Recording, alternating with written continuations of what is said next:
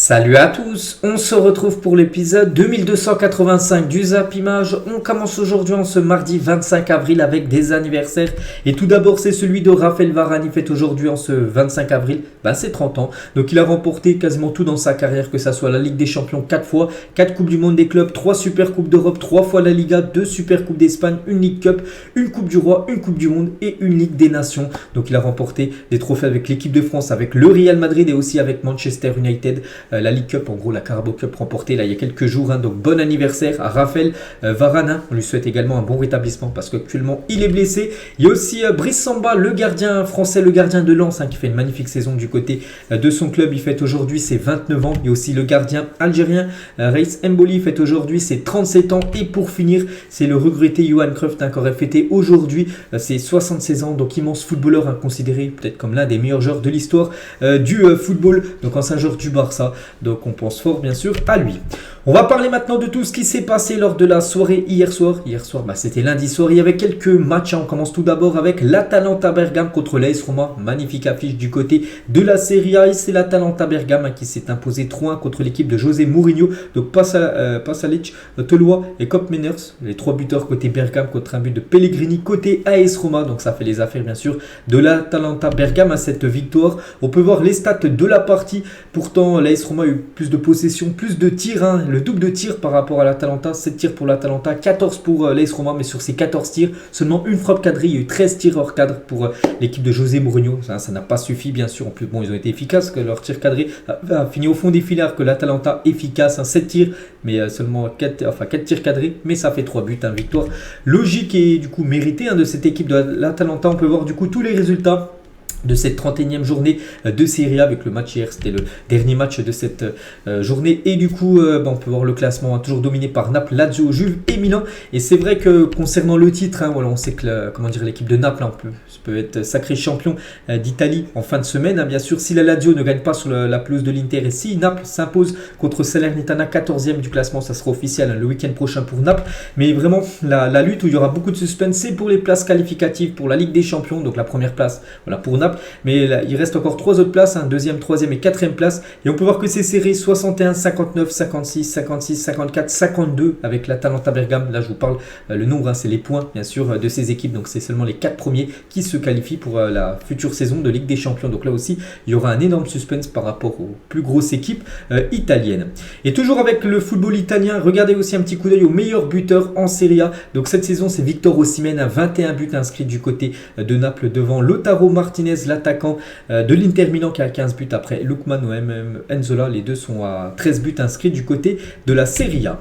On va parler de la Ligue 2 les gars. Hier il y avait une rencontre de Ligue 2 entre Bordeaux et Grenoble, et c'est Bordeaux qui fait la très bonne opération, s'imposant 3-0 contre Grenoble. Donc Madja a été auteur d'un doublé dans cette rencontre. On peut voir tout d'abord les stats. Pas mal de tirs cadrés les gars, quand même 16 tirs cadrés dans la rencontre, c'est pas mal bien sûr, donc seulement 3 buts. Donc c'est à dire que les gardiens ont été très bons hier lors de cette rencontre. Mais bon, Bordeaux bien sûr prend 3 points très importants, une belle victoire 3-0. Et Madja les gars, je vous ai dit, un buteur, même double buteur. Donc il a désormais inscrit 15 buts cette saison en Ligue 2. Magnifique saison pour ce joueur nigérien. On peut voir que c'est l'un des meilleurs buteurs actuellement du côté de la Ligue 2. Il y a seulement Jean-Philippe Crasso, l'attaquant de l'AS Saint-Etienne, 16 buts, et Miko Tadze, l'attaquant de Metz, qui a marqué plus de buts en gros que le joueur Madja, qui a inscrit hier, j'ai dit, un doublé du côté de Bordeaux. Et toujours avec lui, Madja est le 4e joueur du FC GB, donc le football club girondin de Bordeaux, auteur d'au moins 15 buts sur une même saison en championnat au 21e siècle. On peut voir tout en haut, par exemple Pauletta, il y avait Diego Roland aussi à l'époque, qui avait inscrit au moins 15 buts lors d'une saison. Et voilà, Madja peut ajouter bien sûr son nom parmi ces légendes bordelaises. On va parler aussi du match de Aliou Badji les gars. Donc il a touché quand même 13 ballons dans la surface adverse ce soir, le total le plus élevé d'un joueur des Girondins lors d'un match de championnat depuis qu'Opta, enfin c'est ceux qui font les analyses, ont été créés depuis 2006. En gros il a touché quand même 13 ballons dans la surface adverse, c'est énorme, et c'est jamais arrivé depuis plus de quasiment 20 ans du côté des Girondins de Bordeaux. Et toujours avec Bordeaux les gars, avec leur nouvelle victoire, ils viennent de gagner 3 matchs consécutifs à domicile sans encaisser de but but, hein. C'était plus arrivé les gars depuis novembre-décembre 2011. Hein. Ça faisait plus de 12 ans qu'ils n'avaient pas enchaîné 3 victoires d'affilée à domicile, mais surtout en encaissant aucun but. Hein. Et du coup Bordeaux les gars avec cette victoire tellement importante parce que Bordeaux repasse devant l'équipe de Metz. Hein. Bon, Le Havre toujours en première position. Et du coup Bordeaux 59 points et Metz 58 points. Bon, après il y a un creux avec Sochaux qui a 6 points de retard sur Metz. Mais bon, n'oubliez pas, c'est seulement les deux premiers qui montent en Ligue 1. Donc Le Havre, on pense que voilà, ils vont monter. Et après, ça va se jouer entre Bordeaux et Metz, tout simplement. Voilà, cette deuxième place synonyme de Ligue 1 saison prochaine. Et il y avait aussi un match ultra important, les gars, en National 1 hier. C'est entre Martigues et Dunkerque. Et c'est Martigues qui s'est imposé 1-0 grâce au Rinel à la 62e minute de jeu. Et du coup, les gars, si on regarde le classement, donc là, il y a aussi seulement les deux premiers qui montent. Hein. Donc regardez comment c'est serré. Donc Martigues avec sa victoire en tête devant Concarneau, 55 points les deux équipes. Hein. Dunkerque 52 points, Red Star 51 et Versailles 51. C'est pour ça qu'hier c'était un gros match. Donc c'était Martigues contre Dunkerque. Hein. Dunkerque qui sont troisième. Et du coup, pour l'instant, c'est Martigues et Concarneau qu'on pourrait peut-être voir ces deux équipes-là saison prochaine en Ligue 2, vu que c'est seulement aussi là les deux premiers qui montent. Il n'y aura pas de play-off pour monter saison prochaine en deuxième division française. Donc là aussi, tout reste jouable, même pour Versailles, les gars, en 5e position, vu qu'il reste encore, c'est la 30e journée, il y a 18 équipes, donc en gros, il y a 34 matchs, donc il reste encore 4 matchs. Donc tout peut arriver, les gars. Et donc voilà, parmi les 5 premières équipes, hein, et l'équipe de Bordeaux tout en bas, les gars, avec seulement 22 points, donc c'est officiel, joueront en National 2 saison prochaine. On va parler aussi de la finale de la Ligue des Champions Junior qui avait lieu hier. C'était entre l'équipe de Hazel Alkmaar et l'équipe de Split, qui est une équipe croate, et c'est l'équipe néerlandaise Hazel Alkmaar qui s'est imposée quand même 5-0 lors de cette finale de Ligue des Champions Junior, la Youth League. Donc regardez, efficace, 15 tirs, 12 tirs cadrés. Rendez-vous compte, il y a eu seulement 3 tirs hors cadre. Hein. On a parlé tout à l'heure de l'AS Roma, ils avaient fait plus de 15 tirs, seulement une frappe cadrée. Eux, ils en ont quand même cadré 12 sur leurs 15 tirs, incroyable. Donc ce qui fait 5 buts. Hein. Il y a eu comme 10 arrêts du gardien croate de Split, sinon le score a pu être beaucoup plus lourd, comme 5-0 en finale. Hein. Ils sont vraiment impressionnants, cette équipe de Hazel Alkmaar. Et n'oubliez pas qu'ils ont sorti quand même cette saison, hein, l'équipe de Francfort, ils ont sorti le Barça, ils ont sorti le Real Madrid ou même encore le Sporting Portugal en demi-finale de Youth League. Hein. Donc voilà, ils gagnent 5-0 la finale, vraiment impressionnant ce centre de formation de cette équipe néerlandaise. Donc c'est eux qui remportent la Ligue des Champions Junior. Donc félicitations à cette équipe. On va prendre la direction de l'Arabie Saoudite et des nouvelles de Cristiano Ronaldo du côté de Al Nasser. Et alors on peut peut-être le dire, hein, que ça commence à tourner un peu au flop, hein, le séjour de Ronaldo en Arabie Saoudite. Hier, son équipe de Al Nasser jouait contre Al Wahda et ils ont perdu 1-0. Hein. Donc pourtant, l'équipe adversaire a joué quand même en infériorité numérique pendant une mi-temps. J'avais à 10 contre 11 contre l'équipe de Ronaldo et ils ont quand même gagné le match, hein, l'autre équipe. Hein. Donc le gardien de but des victorieux du jour a écœuré Cristiano Ronaldo et sa bande qui ont pourtant multiplié les tirs, hein, plus de 23 tirs sans marquer. Donc El Wahda n'a eu besoin que de 35% de possession et d'un tir cadré pour l'emporter. Incroyable. Donc ils sont éliminés tout simplement de la Coupe d'Arabie Saoudite, cette équipe de Al Nasser. Donc voilà, regardez les stats, hein. 35% de possession pour l'équipe de Al Wahda, 5 tirs, une frappe cadrée et ça fait but. Voilà, alors que l'équipe de Al Nasser c'est plus de 24 tirs, 6 tirs cadrés mais aucun but. Le gardien a été énorme de l'équipe de Al Wahda qui se qualifie pour la finale tout simplement de la Coupe de l'Arabie Saoudite. Donc cette équipe par rapport au championnat, ils sont quand même 13e, hein, l'équipe de Al Wahda, puis ils ont gagné contre l'équipe de Al Nasser en plus à Al Nasser. Donc voilà, ça se passe pas super bien comme l'aventure de Cristiano Ronaldo du côté de l'Arabie Saoudite. Et par exemple, il y a un fan de l'équipe de Al Nasser, donc il a dit depuis l'arrivée de Cristiano Ronaldo, voilà, l'équipe cool, hein. Voilà, c'est lui qui l'a dit, hein, il a dit donc depuis que Ronaldo a rejoint l'équipe de Al Nasser, donc Super Coupe de Riyad perdue, hein, c'était il y a quelques semaines, ils avaient perdu la finale, perte aussi de la Super Coupe d'Arabie Saoudite, perdu aussi de la première place. Ils étaient premiers avant que Cristiano Ronaldo arrive au sein du club au classement. Maintenant ils sont deuxième, hein. C'est l'équipe de Al Ittihad qui est en première position. Et la Coupe du Roi saoudienne perdue. Donc en gros, il y a eu 4 pertes de titres, on va dire, hein, depuis que Ronaldo est arrivé. Donc la pire signature de tous les temps. Voilà, c'est moi je relève ce qu'a dit ce fan de Al Nasser. Donc voilà, c'est pas super comme, hein, le début, on va dire, les 4 premiers mois de Cristiano Ronaldo du côté de son nouveau club. On revient en Europe, les gars. On peut voir le programme aujourd'hui parce qu'aujourd'hui il y a du football et du beau football là.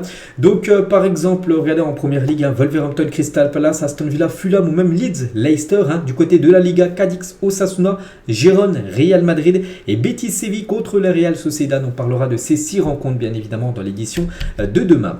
On va parler un petit peu info mercato parce qu'on est quand même le 25 avril et le mercato ça ouvre bientôt, hein. C'est vrai que c'est dans à peu près 2 mois, mais voilà, 2 mois c'est bientôt. Donc officiel tout d'abord, Tottenham licencie Christian Stellini suite à la lourde défaite face à Newcastle avant-hier, la défaite 6-1.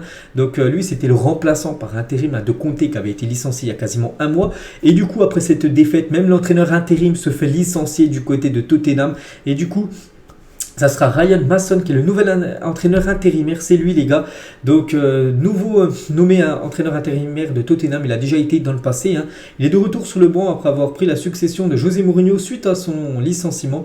Donc âgé de 31 ans seulement et passé par Tottenham, il a été contraint d'arrêter sa carrière en 2018 suite à un très grave traumatisme crânien pour lequel il garde encore des séquelles visibles. Je ne sais pas si vous voyez vers son visage, là, on a l'impression qu'il est un peu enfoncé parce qu'il a eu un traumatisme crânien, c'est à cause de ça qu'il a dû arrêter sa carrière. Il est jeune, il a 31 ans, il a passé ses diplômes et c'est lui pour l'instant qui va entraîner l'équipe de Tottenham jusqu'à la fin de la saison. Ça sera l'entraîneur par intérim parce que l'ancien bien sûr a été licencié par rapport à l'humiliation qu'a pris Tottenham avant-hier 6-1 du côté de Newcastle. On va parler aussi d'un autre coach les gars, c'est Thomas Tuchel. Et Thomas Tuchel, attention à lui parce que un ancien joueur du Bayern, il s'appelle Aman, il a dit Thomas Tuchel sera licencié cet été s'il ne remporte pas la Bundesliga.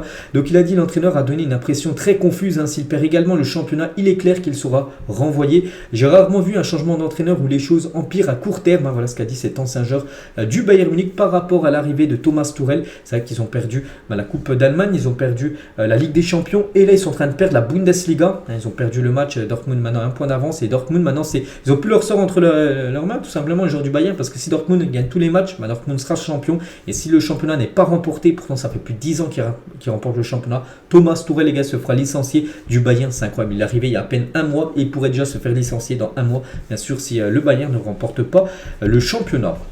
Toujours du côté de Munich, les gars, pas mal d'infos aussi concernant des joueurs qui pourraient faire peut-être comme Thomas Tuchel, quitter le club. Daley Blind, les gars, qui est arrivé, c'était je crois l'hiver dernier là. Donc quittera le Bayern à la fin de la saison. Il avait signé 6 mois. Il ne sera pas conservé par l'équipe du Bayern. De toute façon, il joue très très peu et il devrait trouver un nouveau club ou peut-être prendre sa retraite, je ne sais pas. Mais voilà, il va quitter l'équipe du Bayern. Et toujours avec le Bayern aussi des autres joueurs, quand même 3 gros joueurs, lui aussi pourrait quitter le club. Donc tout d'abord, Sadio Mané partira en cas de belle offre. La direction estime qu'il n'est ni exigeant avec lui-même ni performant en club. En gros, voilà, ça tourne quasiment au flop, on va dire, l'aventure de Sadio Mané du côté du Bayern. Et si une belle offre arrive, il sera vendu. La même chose les gars pour Serge Gnabry, jugé hors de forme par sa direction qui n'est pas ravi de ses performances récentes alors qu'il a récemment prolongé jusqu'en 2026, mais il pourrait lui aussi quitter le club. Et Thomas Müller aussi, le club et sa direction pensent qu'ils sont tout aussi performants sans lui. Il pourrait perdre sa place de titulaire l'année prochaine et peut-être être vendu ou j'en sais rien, mais peut-être au pire sera conservé, mais il sera seulement remplaçant. Donc voilà les gars, ça a beaucoup bougé du côté du Bayern par rapport à cette saison qui est actuellement très compliquée. En plus, s'ils perdent le championnat, ce serait une saison, on peut dire, catastrophique pour une équipe comme le Bayern, toujours réputé à gagner au moins 1, 2, voire 3 trophées chaque saison. Et toujours avec eux les gars, donc lui, Lucas Hernandez, lui va prolonger normalement l'aventure et il devrait prolonger jusqu'en 2027 avec le Bayern Munich dans les prochains jours. Donc voilà, lui, Lucas, lui, est bien conservé par l'équipe. On va parler de l'équipe de Liverpool et aussi il y aura pas mal de changements par rapport à cette année aussi catastrophique pour les Reds de Liverpool. Donc les joueurs que Liverpool pourrait tenter de recruter cet été pour renforcer son milieu, donc Mason Mount, McAllister, Gravenberch, Caicedo, Nunes, Matheus Nunes, Gallagher, Guimarães et Tielemans les gars. Donc les Reds souhaitent en recruter au moins 2 parmi, bon ils vont pas recruter, je sais pas il y a combien de joueurs à peu près, 8 joueurs je crois, ils vont pas recruter les 8 les gars, ils vont recruter au moins 2. Donc après je pense des joueurs intéressants, Mason Mount les gars qui devrait quitter l'équipe de Chelsea à Liverpool, connaît très bien la première ligue, tout ça, je pense que ça peut être une très bonne recrue pour cette équipe à avoir. Après aussi des autres joueurs intéressants, Tielemans qui est en fin de contrat avec Leicester, bon Guimarães sera compliqué d'aller chercher à Newcastle, mais bon voilà des pistes on va dire du côté de Liverpool. On va parler du PSG les gars, de Carlos Soler qui vit une saison lui compliquée. De toute façon il n'a rien apporté depuis son arrivée l'été dernier, donc il souhaite lui rester au Paris Saint-Germain. L'Espagnol se dit heureux à Paris et estime être sur la bonne voie. Je ne sais pas sur quelle bonne voie, mais bon voilà, pour lui il est sur la bonne voie et surtout il veut rester du côté de Paris parce qu'il touche un très gros salaire, puis il sait que s'il va dans n'importe quel autre club en Europe ou même dans le monde, il touchera jamais le salaire qu'il touche actuellement du côté du PSG. On va parler du Barça les gars, qui fait de Pierre-Emerick Aubameyang sa priorité dans sa quête d'un nouveau numéro 9. Roberto Firmino est également ciblé, donc voilà, du côté du Barça, c'est pour trouver la doublure tout simplement de Lewandowski, parce que Lewandowski sera conservé par le club, il sera le titulaire la saison prochaine, mais il faut tout simplement un joueur pour le remplacer de temps en temps, pour faire souffler Lewandowski. Donc ils ont pensé à Firmino, ils pensent également au retour de Pierre-Emerick Aubameyang. On va parler aussi de ce joueur, les gars, Harry Kane. Donc Manchester United travaille dès maintenant sur le dossier Harry Kane, prévoyant de se tourner vers Victor Osimhen ou un autre attaquant si la piste échoue. Donc voilà, Manchester veut un grand, aussi numéro 9. Donc il y a Victor Osimhen qui est ciblé, il y a Harry Kane et aussi Kolo Muani qui est aussi ciblé par cette équipe de Manchester United. Timothy Weah, les gars, est l'une des priorités de l'OM pour la saison prochaine. Le Lillois qui peut jouer à plusieurs postes est validé à tous les niveaux du club phocéen. L'international américain est en fin de contrat dans un an, donc en juin 2024. Et il intéresse fortement l'équipe de l'Olympique de Marseille pour la saison prochaine. Il y a toujours avec Marseille, il est regardé la une aujourd'hui en ce 25 avril du journal L'équipe. Donc ça parle de Alexis Sanchez et l'OM s'accroche à Sanchez. Très satisfait de l'implication du rendement de son attaquant chilien de 34 ans. Le club phocéen espère le conserver une année supplémentaire. Tout dépendra du classement de l'OM en fin de saison parce qu'il avait signé un an. Il est arrivé l'été dernier, il a signé un an du côté de l'OM. Et en gros, il veut déjà voir combien va finir Marseille au classement. Si bien sûr il y a la Ligue des Champions. Je pense qu'il va rester Alexis Sanchez. Mais s'il y a, on va dire, Marseille finit 3e, il joue les barrages, ils se font éliminer, il joue l'Europa League. Je pense qu'il quittera l'équipe de l'OM. Il veut jouer la Ligue des Champions. Si à la Ligue des Champions, il restera une année de plus. Alexis Sanchez, mais du côté de Marseille, eux, ils souhaitent le conserver. Maintenant, ce sera au joueur de décider. On va parler de Chelsea, les gars, qui seraient très intéressés à l'idée de signer André Onana. Son prix serait fixé à 40 millions d'euros concernant le gardien de l'équipe de l'Inter Milan qui pourrait peut-être débarquer du côté de Chelsea. On va parler aussi de El Shaddai Bichabu, le défenseur du PSG, jeune défenseur. Et la priorité de Francfort pour remplacer Evan Ndika qui quittera le club libre, le défenseur Ndika. Donc le PSG n'est pas fermé à son départ et serait prêt à le céder pour 15 millions d'euros. Les négociations sont en cours pour une possible prolongation. Donc voilà, il peut prolonger au PSG, il peut être vendu, on ne sait pas encore. Mais bon, l'équipe de Francfort est très intéressée par le profil du jeune parisien. On va parler de Söyüncü, les gars, défenseur turc de l'équipe de Leicester, aurait signé un contrat de 4 ans du côté de l'Atlético Madrid. Donc voilà, ça pourrait être pour lui une arrivée du côté de l'équipe de Madrid l'été prochain. On va parler de Pep Guardiola qui aura empêché Cancelo de rejoindre le FC Barcelone en prêt malgré un accord, parce que Cancelo lui était plutôt favorable à signer du côté du Barça que du côté du Bayern, et surtout que du côté du Bayern il y a déjà quelques défenseurs droits, donc Pavard, alors que du côté du Barça il n'y a pas de défenseur droit, même si Koundé occupe ce poste. Koundé veut jouer lui plutôt dans l'axe, c'est pour ça qu'il s'était mis d'accord avec le Barça, mais c'est Guardiola qui a refusé de le mettre au Barça. Le club catalan du coup tentera de le signer cet été, on verra le futur de Cancelo. Et reste James aussi était une option pour le Barça, mais on peut voir qu'il n'est pas une cible pour le Barça malgré les rumeurs récentes. Le latéral de Chelsea est considéré comme intouchable du côté de Chelsea. Chelsea ne souhaite pas le vendre tout simplement. Et Barcelone a d'autres priorités, peut-être le joueur Cancelo. On va parler aussi du Real. Le Celta Vigo aurait trouvé un accord à hauteur de 40 millions d'euros pour le très prometteur Gabri Vega. Donc le jeune milieu offensif de 20 ans devrait rester en prêt une saison de plus. Voilà, toute la situation de ce joueur qui a joué en plus contre le Real. C'était samedi soir, donc il pourrait peut-être quitter. Après le Real, une petite info, leur priorité c'est Jude Bellingham. Si c'est un échec Jude Bellingham, ils pourraient essayer de recruter, on va dire, ce joueur qui joue le même poste tout simplement que Jude Bellingham et qui est quasiment 3 fois moins cher que le joueur anglais. Massimiliano Allegri, donc l'entraîneur de la Juventus, serait fortement intéressé à l'idée de recruter Kalidou Koulibaly, le défenseur de Chelsea. Le joueur serait insatisfait de sa situation à Chelsea parce que déjà il joue pas tout le temps et en plus Chelsea vit une saison très compliquée, son 11e, ils vont jouer aucune Coupe d'Europe saison prochaine. Donc lui, on pense Koulibaly qui a quand même je crois plus de 32-33 ans, donc il veut jouer encore la Ligue des Champions. Donc c'est pour ça que la Juve, qui va certainement se qualifier en Ligue des Champions, peut être une option tout simplement pour le défenseur Koulibaly. En plus, il connaît très bien la Serie A vu qu'il avait joué à Naples dans le passé. Les discussions sont avancées entre Pochettino et la direction de Chelsea. Le technicien argentin est le favori pour occuper le banc des Blues. La décision finale sera bientôt prise concernant le futur entraîneur de Chelsea. On sait qu'il y a Lampard actuellement par intérim, les gars, n'oubliez pas, c'est juste pour la fin de saison. Après la fin de saison, Chelsea recrutera un nouveau coach, un vrai coach, et ça pourrait être tout simplement le coach Pochettino. On va parler de Corinne Diacre, l'ancienne sélectionneuse de l'équipe de France qui a été remplacée par Hervé Renard. Donc elle a touché un sacré pactole, elle a touché plus de 870 000 euros après son licenciement. Donc elle et la FFF ont trouvé un accord financier pour mettre un terme à son contrat. 870 000 euros qu'elle a touché. Donc elle se met bien tout simplement. Donc j'ai vu des infos sur elle. Elle veut reprendre un club, tout ça. Peu importe que ce soit masculin ou féminin, mais ça sera un club à l'étranger. Si elle venait à être de nouveau sur le banc. Corinne Diacre. On va parler d'Aliko Dangote.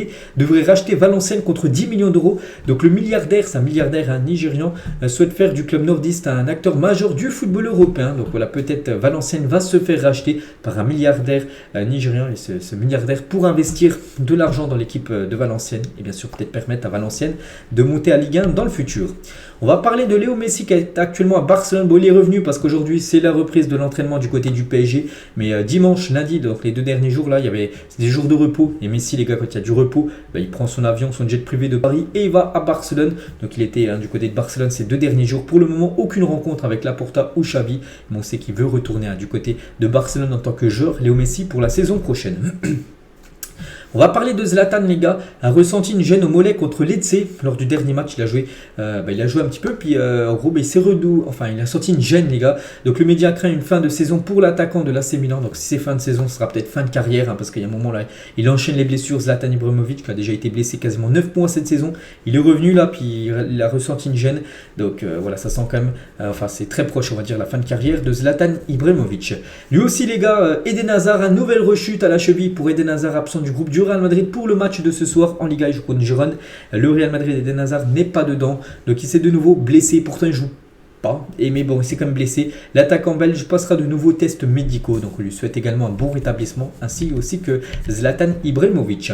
On va parler de la chaîne L'équipe, donc la chaîne 21 sur la TNT obtient les droits TV de la Coupe et la Super Coupe d'Italie 2023-2024.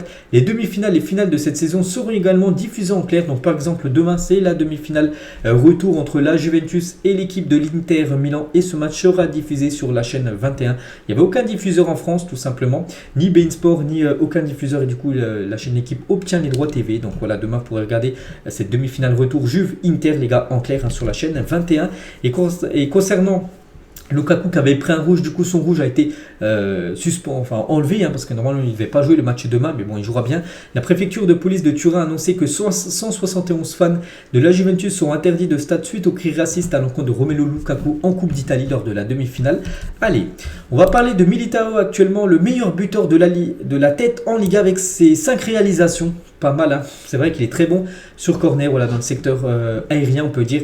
Et déjà 5 buts inscrits de la tête en Liga, c'est le meilleur buteur, même si on prend en compte aussi les attaquants de cette ligue espagnole. Ancelotti, les gars, sur Camavinga, il profite au maximum de son temps de jeu au poste de latéral gauche pour améliorer ses limites, qui sont principalement dues à son jeune âge. Techniquement, il n'a rien à apprendre, et physiquement, il a le moteur d'une Ferrari. Voilà, Camavinga, bien évidemment, il a passé un cap, j'ai l'impression, encore cette année. Chaque année, j'ai l'impression qu'il passe de nouveau un cap. Et là, vraiment, il est très très bon du côté du Real. En plus, il est polyvalent, vu qu'il peut occuper tout simplement 2 postes, le milieu de terrain et aussi le poste de défenseur gauche. On va parler de l'autre Madrid, on a parlé du Real. On va parler de l'Atlético Madrid, les gars. Et le maillot que porteront les joueurs de l'Atlético mercredi pour célébrer les 120 ans du club. Donc il est inspiré du premier maillot porté par le club en 1903. Donc ça sera des couleurs originales. Bon, le blanc, c'est une couleur toujours pour l'Atlético, mais le bleu, c'est pas le bleu, c'est le rouge normalement. Donc voilà, les gars, le maillot que porteront les joueurs de l'Atlético demain, pour leur futur match. Donc en gros, c'est par rapport à quand ils ont été créés, c'était en 1903. La première équipe portait un maillot bleu et blanc. C'est pour ça qu'ils porteront ce maillot tout simplement, juste pour le match de demain. Après les prochains matchs, les gars, ils reporteront leur maillot rouge et blanc, bien sûr, cette équipe de l'Atlético. Le futur maillot du PSG version domicile saison prochaine, voilà, il va ressembler à ça. Donc là, c'est des maquettes importées, bien sûr, par Neymar et Kylian Mbappé. Donc il va être sublime, bien sûr, à ce futur maillot parisien. Un maillot aussi, un maillot plutôt étrange, les gars, avec Manchester United, mais avec le badge, vainqueur de la Copa Libertadores, donc en gros la Ligue des Champions sud-américaine, alors que Manchester ne remportera jamais cette compétition, vu que Manchester joue la compétition plutôt européenne.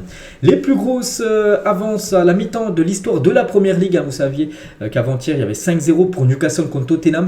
Il y a déjà eu un des scores de 5-0 comme Southampton-Leicester en 2019, ou 5-0 pour Leicester contre Southampton à la mi-temps. Là, c'est seulement des résultats à la mi-temps. Il y a eu 9-0 à la fin du match. Ou même Manchester City 5-0 aussi contre Watford également en 2019. On va parler de Rafael Leao qui a marqué un doublé, cet avant-hier, lors du match contre Lecce. Donc il a marqué plus de buts en championnat en 2022-2023 qu'il n'en a jamais réussi en une seule saison dans sa carrière, pour vous dire que, un peu comme Camavinga, lui aussi a passé un cap cette saison du côté de l'AC Milan, le joueur Rafael Leao. On va parler d'une enquête qui a été ouverte suite aux violences et aux insultes racistes ayant eu lieu, c'était avant-hier au Groupama Stadium après Lyon-Marseille. Donc là c'est une vidéo, en gros ce qui s'est passé sur la vidéo, c'est qu'il y a un ou peut-être des supporters marseillais qui ont été vus au milieu des supporters lyonnais, et bien sûr il y avait beaucoup plus de supporters lyonnais lyonnais que marseillais. Donc il y a eu quasiment des bagarres, tout ça. Enfin, voilà, ils étaient peut-être 2 ou 3 les supporters marseillais contre voilà, cette foule de supporters lyonnais. Donc voilà ce qui s'est passé. Et puis voilà, une enquête va être ouverte par rapport à tout ça. On va parler du Barça et les meilleures défenses cette saison. Et le Barça, c'est quand même incroyable ce qu'il réalise, les gars. 9 buts seulement encaissés pour le Barça. Et c'est bien évidemment la défense qui a pris le moins de buts, les gars. Donc 9 pour le Barça, les gros championnats en Europe. Et après, c'est Naples, les gars, la meilleure défense avec la Lazio. 21 buts encaissés pour ces deux clubs. Après l'Atlético 22, le Real 24, Newcastle 25 et tiens, une équipe française Lens 25. Mais pour vous montrer que le Barça seulement 9 buts encaissés, c'est historique ce qu'il réalise du côté de la Liga. Et toujours avec le Barça, et c'est officiel, le Barça annonce avoir bouclé le financement d'un montant de 1,45 milliard d'euros pour les travaux du nouveau Spotify Camp Nou et du reste de l'Espagne Barça. Donc les travaux débuteront en juillet 2023, donc là dans quelques mois, et devraient s'achever fin 2025. Donc voilà, ce Camp Nou, les gars, devrait être rénové, donc il va ressembler à ça. Donc il y aura un toit, voilà, le stade sera rénové aussi. Le stade en bas à droite, c'est le stade Palo, le New Palo, en gros c'est le stade de basket tout simplement, aussi le basket ou même du handball qui sera aussi rénové. Donc voilà, ça va ressembler à ça, il va être sublime bien sûr, ce nouveau Camp Nou qui va être rénové. Je dirais à l'intérieur, ça va ressembler à quoi, avec un écran géant qui va faire comme 360 degrés, il va faire le tour tout simplement du Camp Nou. Il va être sublime bien sûr, ce stade Blaugrana. Et tiens, toujours avec le stade Blaugrana, du côté du FC Barcelone, Lewandowski avec sa famille, avec sa femme Lewandowska et ses 2 filles. Donc voilà, une belle photo de la famille Lewandowski. On va parler d'un autre stade, les gars, le stade Vélodrome du côté de Marseille devient le premier stade en France à accueillir la 5G dans son stade. Voilà, donc ultra connecté on va dire, le stade Vélodrome. Toujours du côté de Marseille, les gars, Vitinha, il a dit: je savais parfaitement que j'allais avoir des difficultés. Les défenseurs centraux en France sont très forts physiquement. Je n'étais pas encore prêt. Je le remercie de m'avoir géré de cette façon. Voilà ce qu'il dit par rapport à son coach, de ne le pas avoir jeté directement dans le grand bain de la Ligue 1, parce qu'il savait que le championnat de Ligue 1 est un championnat très dur physiquement. Et voilà, maintenant ça va un petit peu mieux. En plus, il avait été auteur d'un doublé, je me souviens il y a quelques jours, c'était contre le Strasbourg, je crois. Et voilà ce qu'a pu dire Vitinha. Et toujours avec l'Olympique de Marseille, Daniel Riolo sur l'OM suite au match nul de Marseille à Lorient. Donc c'était il y a quelques semaines, j'entends, dû à un bilan sur l'OM qui était terrible. Mais l'OM est deuxième devant Lens, qui est félicité de partout. Qu'est-ce qu'il doit faire alors pour être aussi félicité? C'est vrai que Lens, tout le monde dit que c'est une bonne équipe, alors que Marseille, il y a eu des bilans terribles sur cette équipe. En gros, dire que voilà, Marseille ne joue pas super bien, mais pourtant ils sont quand même devant Lens, qui est félicité de partout. En gros, d'après Daniel Riolo, il dit qu'est-ce que doit faire Marseille tout simplement pour être considéré à sa juste valeur, que c'est une très bonne équipe, bien sûr, de la Ligue 1. Regardez les gars, les joueurs français tout simplement qui ont été très performants ce week-end. Comme Moussa Diaby, les gars, une passe D lors de son match, 34 passes D depuis ses débuts en 2019-2020 dans le championnat allemand, énorme. Brice Samba, clean sheet pour lui, son 13e de la saison, plus au total avec Diouf, le gardien de Reims. Pour Kamavinga, 6 dribbles réussis, joueur de son club avec le plus de ballons touchés et récupérés en 2023. Mike Mignon, clean sheet du côté de l'AC Milan, 4e clean sheet en championnat depuis son retour fin février. Et pour Mbappé, 2 buts, c'était contre Angers, égale le record de buts plus assist en championnat avec 157 buts et 57 passes D. Donc voilà, les joueurs français ont été performants ce week-end. Lui, ancien joueur de l'équipe de France, et Johan Gourcuff, quelques infos concernant sa nouvelle vie. Donc il a dit: elle est simple, sereine, je l'apprécie pleinement, je m'occupe de mes 2 enfants, cela prend du temps et demande de l'organisation. Je balade aussi mes 2 chiennes tous les jours pendant 1 heure minimum, parce qu'il a pris sa retraite de footballeur. Donc en gros maintenant il s'occupe, c'est un père au foyer on va dire, s'occupe de ses enfants et aussi de ses chiens. Voilà, il fait des petites balades. Sur son rapport avec le foot aujourd'hui, est-ce qu'il est encore joueur dans une équipe amateur, tout ça, est-ce qu'il regarde les matchs à la télé? Il a dit: je regarde très peu de matchs depuis que j'ai arrêté. J'ai toujours préféré jouer, être acteur que spectateur. Je regarde néanmoins quelques rencontres de Ligue des Champions avec mes copains d'enfance, mais voilà, il regarde très peu de matchs à la télé. Il regarde vraiment les très grosses affiches, on va dire, de Ligue des Champions. Et pour finir avec lui, à ma fin de carrière, je l'ai très bien vécu. Je suis revenu à ce que je suis. Je maîtrise les choses. Quitter le monde du football m'a fait beaucoup de bien. Donc voilà, ça se passe très bien pour, on va dire, l'après-carrière pour Johan Gourcuff. On va parler de City, les gars, qui est la première équipe à atteindre la finale de la FA Cup, sans encaisser un seul but. N'oubliez pas qu'ils vont jouer contre l'autre Manchester United.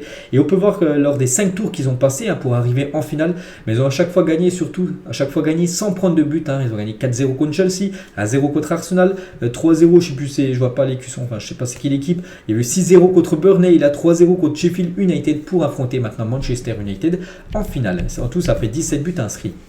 On va parler de Reiss Nelson, n'a joué que 113 minutes de jeu en première ligue cette saison. Mais voilà, il a quand même joué sous 6 matchs. Voilà, sur 113 minutes de jeu, il a joué les fins de match en tout.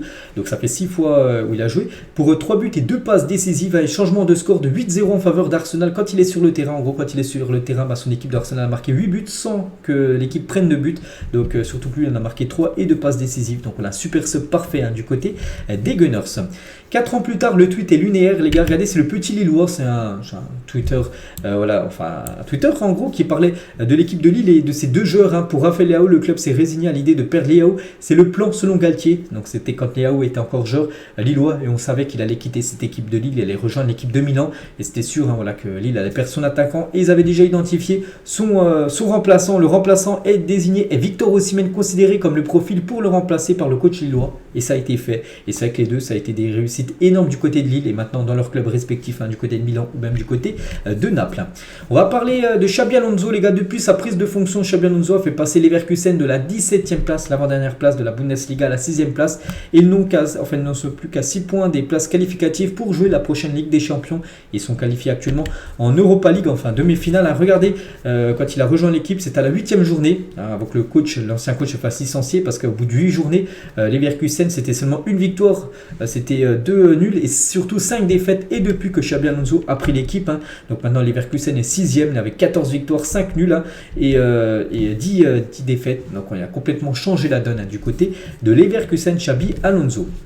3h du matin et des centaines de Napolitains ont suivi sur la route le bus de Naples quand les joueurs de Naples sont rentrés de la victoire 1-0 contre la Juventus Turin, ils sont rentrés à Naples, donc ils rentraient de l'aéroport au centre d'entraînement de Naples en pleine nuit, et on peut voir qu'il y avait plein de supporters de Naples, les gars, qui les suivaient en scooter, qui suivaient le bus en scooter, bien sûr, parce que là, c'était quasiment la victoire du titre, on peut dire, pour Naples, qui devrait valider ce titre, je l'ai dit, le week-end qui arrive. Mateu Laoz, les gars, cet arbitre, je pense que vous avez tous déjà vu, c'est un arbitre espagnol, a été informé qu'il s'agissait de sa dernière année en tant qu'arbitre principal en Liga. C'est fini pour lui, et la saison prochaine, il n'arbitrera plus les matchs en Liga. Cet arbitre, Mateu Laoz. Ronald Koeman, il a dit Xavi Simons, je pense que ce serait très bien pour lui de rester une année de plus du côté du PSV, prendre encore de l'expérience et après peut-être viser un top club pour Xavi Simons. Icardi, les gars, le retour de flamme à Galatasaray, loin du PSG, prêté par le PSG, de nouveau heureux dans sa vie privée. Icardi a conquis le public stambouliote grâce à ses récentes prestations sous le maillot de Galatasaray. On verra ce qu'il va faire, parce qu'oubliez pas que le PSG paye toujours 90% de son salaire, Galatasaray seulement 10%, mais si Galatasaray veut le conserver, il va devoir l'acheter définitivement. Il a cette fois-ci payé 100% de son salaire. S'il descend son salaire, je pense que ça peut le faire, mais s'il souhaite toujours toucher le même salaire qu'il a du côté de PSG, ça sera compliqué bien sûr pour le Galatasaray de garder Icardi. L'AS Saint-Etienne, les gars, pour être vendu avant l'été. Donc selon l'équipe, Saint-Etienne aurait reçu 2 offres pour le rachat du club, donc une offre anglo-saxonne de 32 millions d'euros, l'autre d'au moins 35 millions d'euros venant de France. Voilà, l'AS Saint-Etienne pourrait être vendu un peu comme Valenciennes qu'on a parlé là il y a quelques minutes. Reims Sterling, les gars, va financer des bourses universitaires pour les étudiants noirs britanniques. La fondation du joueur s'est associée à l'université de Manchester et au King's College de Londres pour offrir 14 bourses à partir de la prochaine rentrée universitaire. C'est vrai qu'il s'implique énormément en dehors du football. Raheem Sterling, même si sa situation actuellement en club est très compliquée, c'est seulement remplaçant maintenant du côté de Chelsea. Et voilà, en dehors du foot, qui fait beaucoup de choses bien sûr. Donc vraiment grand respect pour Sterling. On va parler de Adidas et Nike, deux grands équipementiers. Donc augmenteront bien les prix de leurs maillots la saison prochaine suite à la hausse des matières premières et du coût du transport. Donc Adidas, donc par exemple les maillots authentiques, donc les vrais maillots les gars, ça passera de 140 à 160 euros, c'est officiel. Et les réplicas de 90 à 100 euros. Voilà, augmentation de 10 et 20 euros. Dépend si c'est une réplique ou l'authentique. La même chose les gars pour Nike, authentique ça passera de 140 à 150 et réplica de 90 à 95 euros. Voilà, donc les maillots de foot l'année prochaine seront plus chers. Et on finit les gars cet épisode aujourd'hui avec le programme cette semaine. Donc là c'est même pas le week-end prochain, c'est aujourd'hui et demain. Par exemple le Real qui joue contre Girona, demain Manchester City contre Arsenal, quasiment le match du titre pour l'une des deux équipes. Il y a aussi la demi-finale retour de la Coupe d'Italie entre l'Inter et la Juve. N'oubliez pas qu'au match il y a eu un partout. Il y a le Barça qui jouera contre le Rayo Vallecano, ça sera demain, coup d'envoi 22h, très tard. Il y aura aussi West Ham, Liverpool ou même Tottenham après la gifle qu'ils ont pris. Ils vont recevoir Manchester United en Première Ligue le 27, ça sera après-demain. Donc là c'est les matchs aujourd'hui, demain et jeudi. Donc voilà, il y a quand même du très très beau football, on peut dire, en plein milieu de semaine. Donc voilà les gars ce qu'il y a à dire aujourd'hui. J'espère que ça vous a plu. On se retrouve cet après-midi dans mon épisode After Zap Image, aussi beaucoup d'infos à vous donner. Allez, moi je vous laisse et je vous souhaite une bonne journée et à plus tard.